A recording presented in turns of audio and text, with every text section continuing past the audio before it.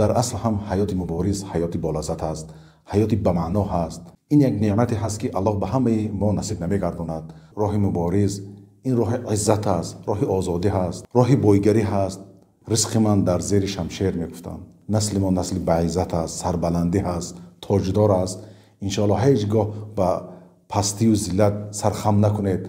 این سخنهای من نه، این سخنهای الله و رسولش که سلام علیکم دوستان. خطا نکنم 2 روز پیش یادبود شهدای حزب نهضت اسلامی تاجیکستان در ورشاو گذشت. صورتهای مولوی عبدالله نوری و حکمتزاده و غیره دیده می شود. خواب من چی گفتنی در یادبود شهدا؟ اول اینکه الله از اینها راضی باشد. در وقت و زمان خود چی قدر توانایی که داشتن به دین و وطن خدمت کردن. باور کنید ما و شما به جای آنها میبودیم ممکن نیمی کاری آنها رو کردن نمیتونستیم، ولیکن اینها چی توانایی که داشتن خدمت کردن الله قبول کند. در مبارزه استوار بودن این کاری آسان نیست برادران. و کسانی که این راه مبارزه رو دوام میدهند از الله طلب کنند که خداوند استواری نصیب کند، زیرا که این راه سنجش و فتنه بسیاری دارد. راستی که من در حیرتم از این استواری نهضتی ها. نگاه میکنیم محمد علی حیید و غیر مانند اینها بسیارن، اینقدر جسارتی دارن، صبری که دارن، باور کنید من 10% این را ندارم. این صفت هایی که اینها دارن این صفت های شیر نر ملت تاجیک است. مبارزه نهضت شهید دارد، زندانی دارد. حتی نگاه میکنیم گروه 24 یک گروه مایده این راه هم شهید دارد، زندانی دارد. حتی بعضی ها صبر نکرده در نیم راه این گروه را تنها گذاشته رفتگی هستند. این خیلی آدمای هم هست. دوستان و هموطنان، شما باید یک چیز را دانید که هدفی که شما دارید هیچگاه و هیچ کس از آسمان بی پول و بی مشقت به دست شما آورده نمیدهد. این رو باید دانست. لیکن یک چیز مهمی هست که اکثر مردم از این بیخبرند. عبدالعزیز الطریفی شیخ عالم میگوید که اگر ما در استاتستیک نگاه کنیم در وقت جهاد شهید خیلی کم است قیاس به میرنه ورمیا. در زمان آسایشتگی مرگ چندین برابر زیادتر است. در اصل هم همین خیلی هست. نگاه کنید در جنگ بدر، این یک جنگی که زمانه رو 2 تقسیم کرد، پیش از جنگ بدر و بعد از جنگ بدر. در آنجا همگی 14 کس شهید شدند. و نگاه کنید در جنگ احد، این در این جنگ مسلمانان شکست خوردند ولیکن 70 صحابگان گران در این جنگ شهید شدند. اکنون نگاه میکنیم در غیر جهاد در زندگی آسایشته صحابگان کسلی و با هزارها از این دنیا گذشتند. یک قصه هم هست که یک خائن میبید از رسول اکرم طلب میکند که با من حافظای قرآن علمای دین را بفرست تا که دین را به منطقه نجد رسانند. و رسول اکرم صلی الله علیه وسلم 70 نفر علمای دین حافظ قرآن را با او فرستادند.